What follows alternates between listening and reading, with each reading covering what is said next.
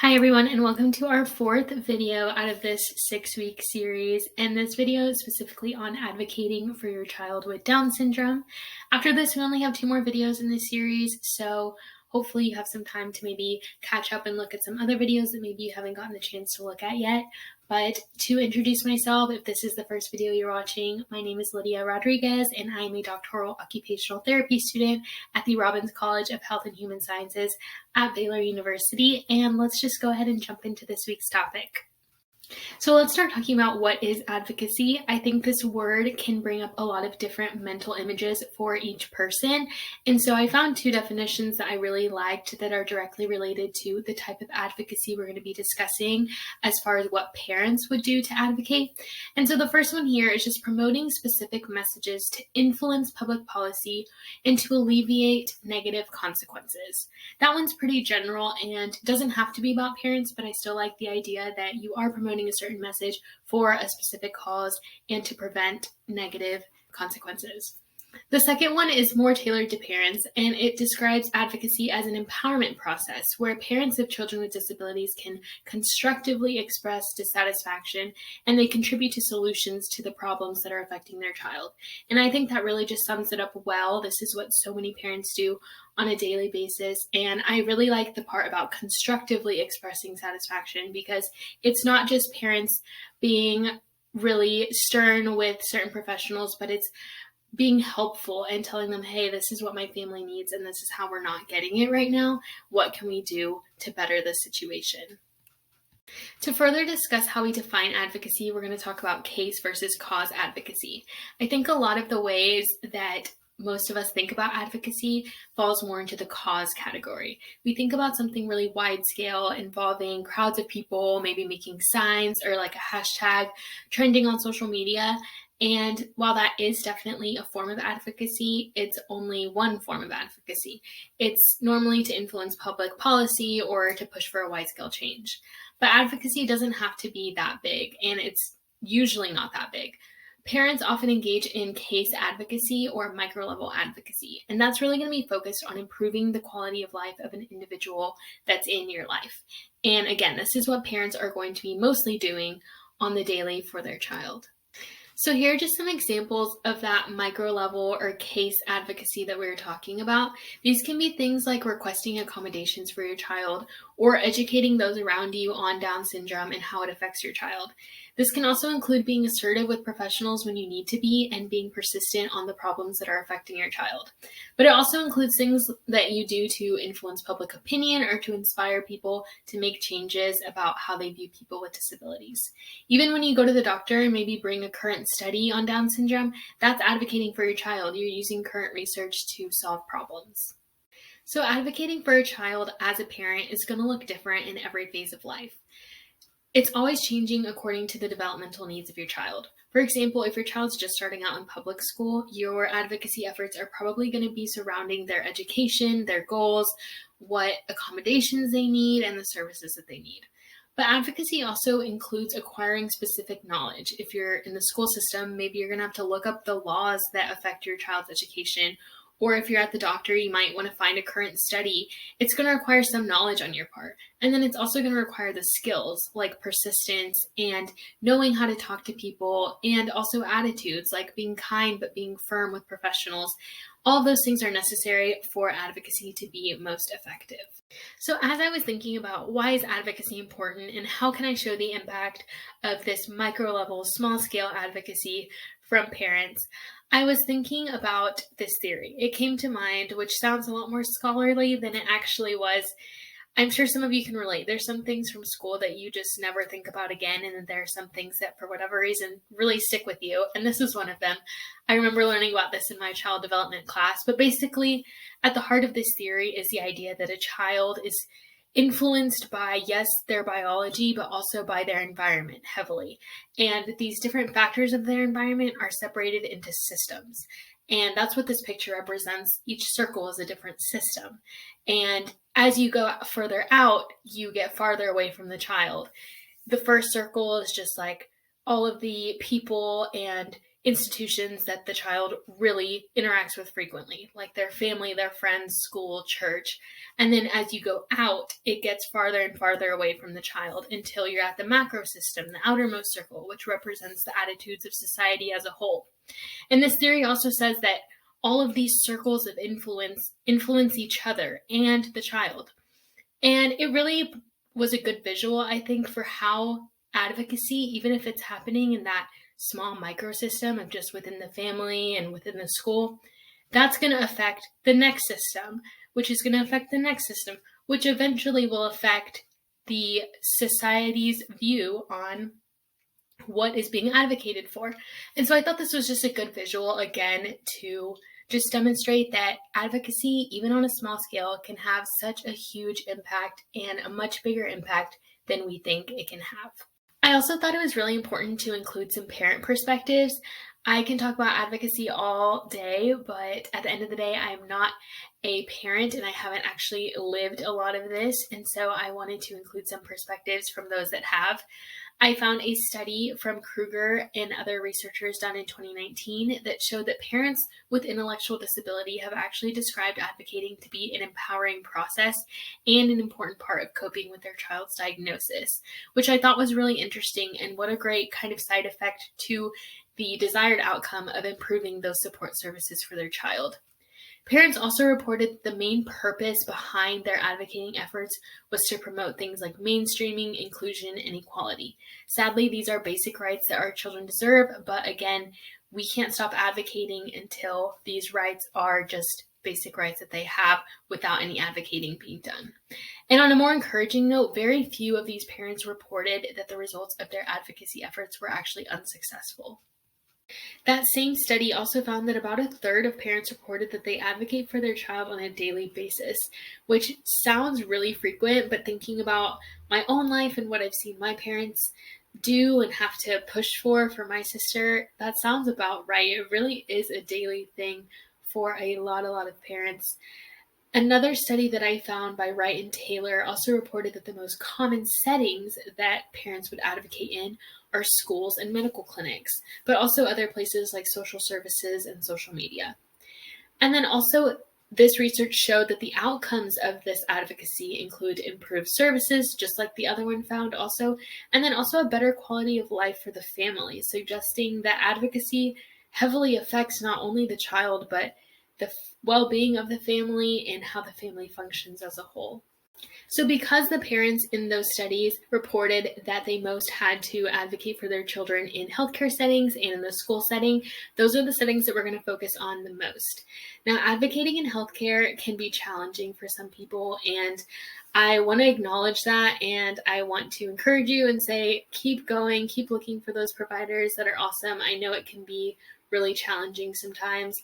And by the same token, if you've had a really good experience with your child's healthcare providers, I really encourage you to share that information with other parents. There are always parents that are asking for recommendations or who just feel like they haven't found a provider that they really love. And so I encourage you to share that with other parents or even email it to me, honestly. There are a lot of parents that contact the Down Syndrome Association asking for recommendations. So if you have any, please email them to me. I will pass that along to those that need it.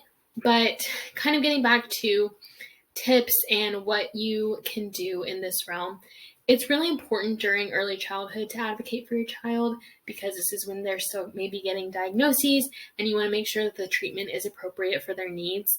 And you also want to make sure that they're getting the access to the services that they'll need to reach their developmental potential. So along with that, don't be afraid to get a second opinion or to ask for a referral to a specialist if you feel like your child needs it.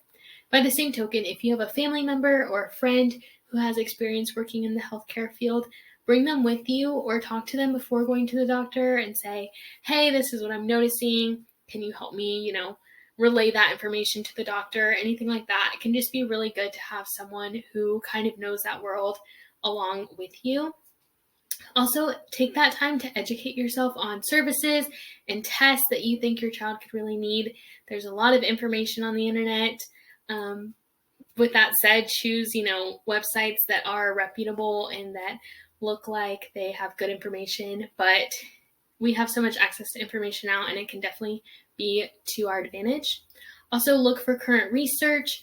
There are tons of research out there, research articles out there that are being done specifically on children with Down syndrome or maybe some other conditions that your child has. And then also I would encourage you to keep a healthcare notebook, basically just a record of all the treatments, tests, concerns, questions that you have. And that way you just have a really good comprehensive, this is everything that my child has received or has not received. And it can just be really helpful for advocating so that you can say, hey, my child had this test on this date. I know that it happened. I have it here. And it can just make the process a lot more organized and smoother and less of a hassle for you. So kind of back to what we were talking about earlier, if you are one of those parents who's still looking for a good doctor or some other kind of provider, I have some tips here for you just to help you hopefully in your search and to find that really good fit for your family. Consider your confidence in their knowledge, their experience, and also mutual respect and trust. It can be great for a doctor to know so much, but if you feel like maybe they don't have the best bedside manner or that you're not being heard, it's not going to do you too much good. Also, if they're not an expert on Down syndrome, that's really okay. That's not necessarily a prerequisite to them being a great provider for your family. Just make sure it's someone who will acknowledge your concerns and who will look into, current research and who's willing to put in that effort for caring for your family. Also, ask professionals or other friends, like I mentioned, about what providers they would recommend. Maybe some of your therapists have some recommendations on places for you to go. Also, formulate a list of questions that are important to you. Figure out what those things are that are important to you. Do you want them to really be open to hearing you out and what you suggest? Do you want them to be open to you bringing in research and to presenting it with that to them? Do you want someone who's more available maybe and who will take phone calls at certain hours? Things like that. Just find out what's important to you and write them down and make sure that those qualifications are met when you're considering a new provider.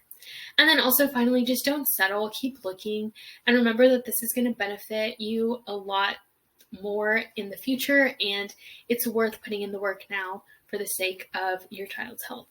Next, we're going to talk about advocating in schools, which I know can be sometimes challenging, especially since there are so many people involved, so much lingo thrown around that is specific to special education, and it can get a little complicated. So we're going to go over just some general tips and ways to advocate. Number one is just going to be educating others, whether that's other children's parents or the faculty there, maybe if they don't have a lot of students that have Down syndrome, just educating them on what your child's capabilities are and what Down syndrome is and how it affects your child can really go a long way. And it just helps ensure that no one is underestimating your child or assuming that they can't do certain things because of their diagnosis. Also, building rapport with faculty is going to be really important. It helps show that your child deserves to be a valued member of the school community, and it just helps ensure that they are going to be taking responsibility for your child and they're not just leaving that to the special education teacher. Also, becoming familiar with special education laws, especially IDEA, which we talked about in another video, but that's going to be super important for just understanding what your child's rights are. And that's where a lot of, I think, confusion can come from because there are a lot of people that aren't familiar with that. And there are also people and resources that help explain and break these down so well. There's a woman that I will put in the resources section, but her name is Karen Mayer Cunningham, and you might know her. She's has a lot of social media, and she's called the special education boss, I think, and she just knows so much about legislation and about rights, and it's really cool to hear her speak. I attended a webinar of hers, and I was just in awe of how much she knew and how much she pushes for certain things, and it's really awesome. So I'll put her stuff again in the resources so you can check her out. But people like that just really break down what your child's rights are can be so helpful for you to stay informed. And then also Natalie Hale, she wrote a book called Down Syndrome Parenting 101 that's pretty popular. I read it during my first few weeks at the Down Syndrome Association, and she recommends actually looking over your child's work and making sure that they're actually modifying your curriculum for your child and that they're not just using an alternative curriculum. And so she encourages you to ask about how the curriculum is being modified, and really just getting those specific answers just helps ensure that your child is getting the education that they deserve. And then also collaborating with professionals outside of the school, talking to any outside therapists that you have, talking about what would you like to see my child, do in the school? What are your goals for them outside? How can we merge those with their IEP goals? Or bringing advocates to your IEP meetings, maybe someone, a neighbor, a friend who really knows your child, and bringing them with you, which you can totally do.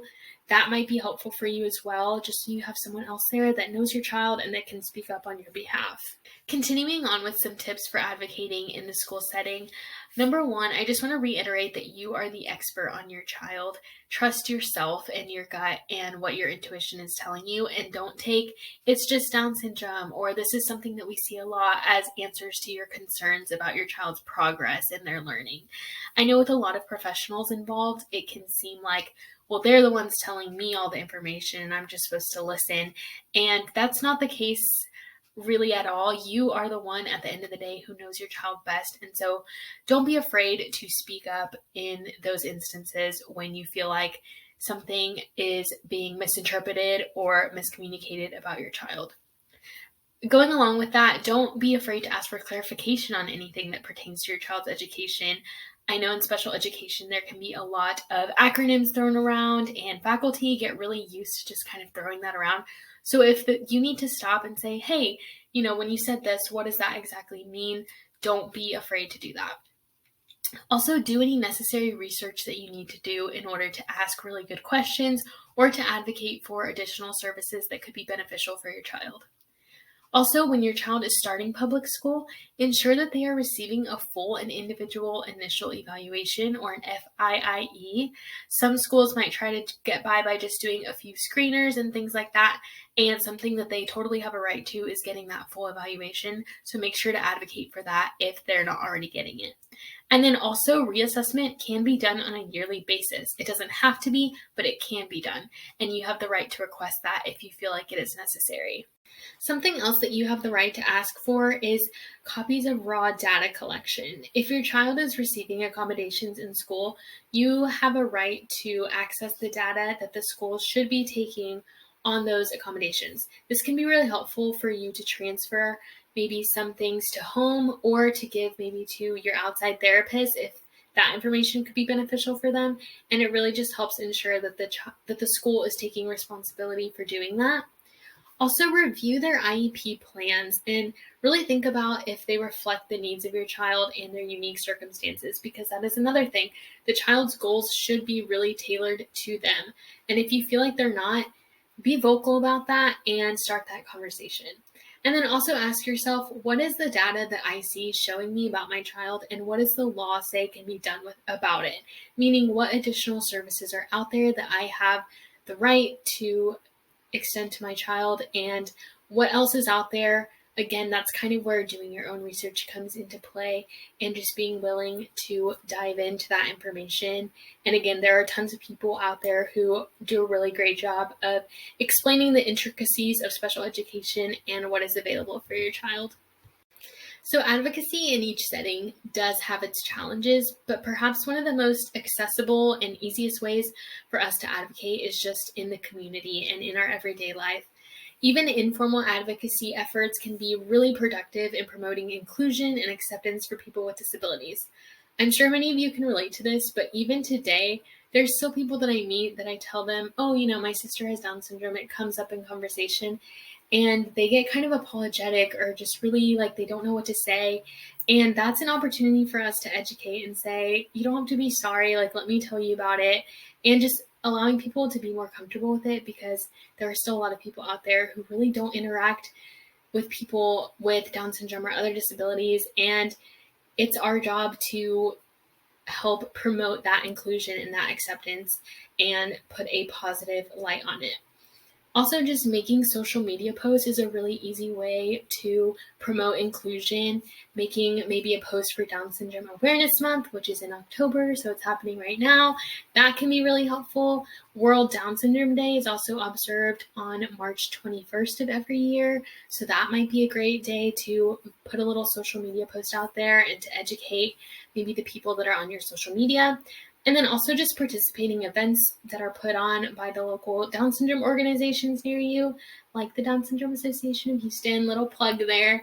Those events are really cool, and just putting it out there that you are participating in that can really do a lot to pique other people's interest and to educate the public. As always, we are ending with some resources. First one I have on there, of course, is the Down Syndrome Association of Houston. But if you're interested in getting involved in events that we have going on, or if you're looking for recommendations, like I mentioned, for healthcare providers or for other resources, don't be afraid to shoot us an email. And by the same token, if you are one of those parents that says, hey, I have a great doctor or a great therapist that I would recommend to anyone with a child with Down syndrome, also please let us know. Shoot us an email or shoot me an email at lrodriguez@dsah.org. I also have here Down Syndrome Parenting 101, which is a book by Natalie Hale. She is a mother of a child with Down syndrome, and her book is just really kind of casual and just talks about her experience as a mom, and I think she has some really great wisdom for parents out there. And then also the woman that I mentioned earlier, Karen Mayer Cunningham, or the Special Education Boss. I'm putting her website here, specialeducationacademy.com. It has links to her social media, I believe, too, because, like I said, she puts a lot of information out via social media. I think she's on TikTok, so she has some really great information. And then if you're looking for more information on advocacy training or just information on some of the more large-scale advocacy efforts going on within the Down syndrome community, I will put the National Down Syndrome Congress information here, and then the National Down Syndrome Society information. Both of those websites have great resources. These are the references that I used for this presentation, and as always, if you have any questions or concerns about anything that we talked about, feel free to shoot me an email, and thank you guys so much for watching.